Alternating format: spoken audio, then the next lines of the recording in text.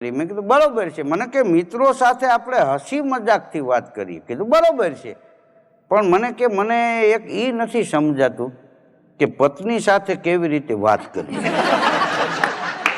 મેં કીધું ટ્રાય કર. મને કે ટ્રાય કરી પછી જ પૂછ્યું મેં. આ હું એમને પૂછ્યું તમને? ટ્રાય કરી ભાઈ. મેં કીધું શું ટ્રાય કરી?